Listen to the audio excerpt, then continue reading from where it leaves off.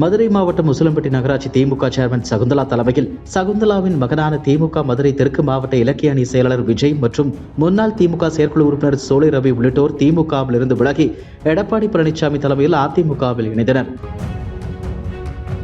இதனைத் தொடர்ந்து எடப்பாடியாருக்கு பூங்கொத்து கொடுத்தும் வெற்றிலை மாலை அணிவித்தனர். அதனை பெற்றுக்கொண்ட எடப்பாடியார் அவர்களை வாழ்த்தி வரவேற்றார்.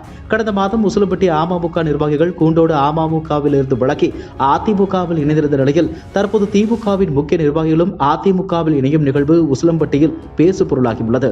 கடந்த 2022 ஆண்டு நடந்த நகர்ப்புற உள்ளாட்சி தேர்தலின் போது உசிலம்பட்டி நகர்மன்ற தலைவர் வேட்பாளராக செல்வி என்பவரை திமுக தலைமை அறிவித்தது. ஆனால் திமுக நகர செயலாளர் தங்கமலை பாண்டியனின் மனைவிக்கு தலைவர் பதவி வழங்கப்படாததால் அவரது ஆதரவாளரான சகுந்தலாவை போட்டியிட செய்தார். பின்னர் அதிமுக கவுன்சிலர்களின் ஆதரவுடன் அவரை வெற்றியும் பெற வைத்தார்.